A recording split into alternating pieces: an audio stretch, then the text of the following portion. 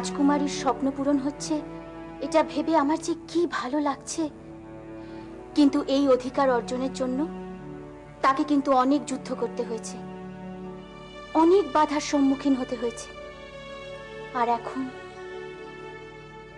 রাজকুমারীর সাথে নতুন করে পরিচিত হতে আমার সত্যিই আগ্রহ হচ্ছে। না জানি সে এখন কেমন হয়েছে। আশা করি সেদিন যে আমার প্রাণ বাঁচিয়েছিল সেই যেন খনা হয়, তাহলে আমার আনন্দের আর সীমা থাকবে না। রাজকুমারী,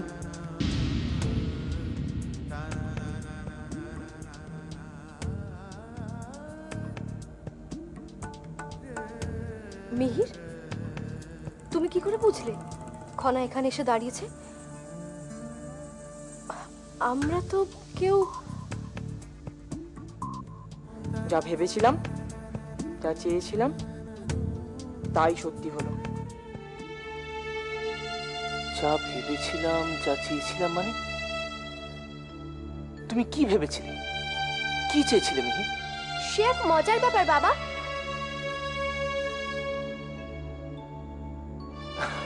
এসো মা, কি মজার ব্যাপার শুনি। ছোটবেলায় মিহির কি বলতো জানো? কি বলতো, কি বলতো? আমি নাকি এতই মেধাবী, আমার মাথায় নাকি শিং গজাবে। ও শুধু বলতোই, মনে মনে চাইতো না। কেন কেন? কারণ কারণ ও চাইতো সিংহলে শ্রেষ্ঠ মেধাবী হিসাবে খ্যাতিটা ওই পাক, আর শিংটা ওর মাথাতেই গজাক। বাহ, বেশ রাজকুমারী। দূরভ্রমণে গিয়ে তোমার কীর্তির কথাটা তো দিব্যি গোপন রাখলে।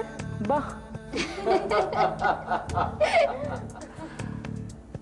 মিহির, তুমি কি ভাবছো? ভাবছিলাম রাজকুমারীর লক্ষণ যা বলছে, তিনি শিক্ষাক্ষেত্রে নিশ্চয়ই সফল হবেন।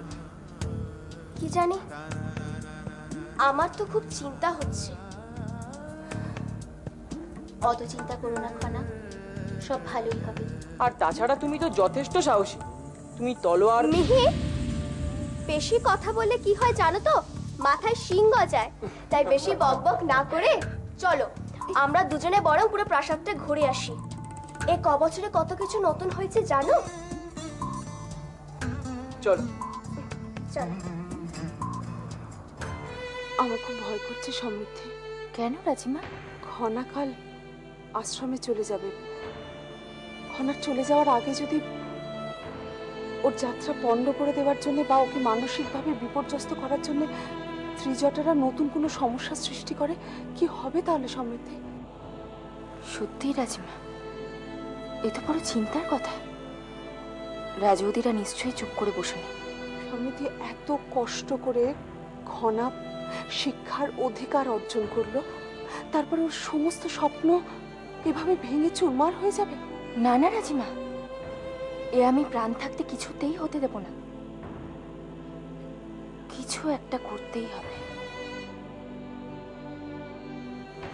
রাজিমা, আজ আমি এমন কিছু করব যাতে এই প্রাসাদে রাজপুত হিসাবে নিজেকে প্রতিষ্ঠাও করা যায়, আর রাজউদিদেরও মন জয় করা যায়।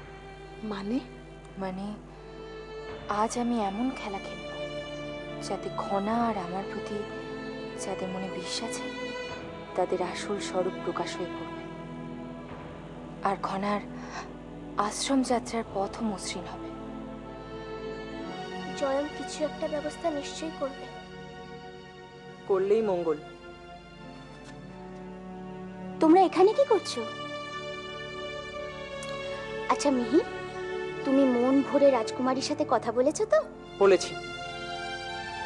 বেশ, তাহলে এবার চলো। প্রাসাদের অন্য গুরুজনদের আশীর্বাদও তো নিতে হবে। চলো। যাও মিহির, আমিও যাই, আমারও কিছু গুরুত্বপূর্ণ কাজ আছে। আসি।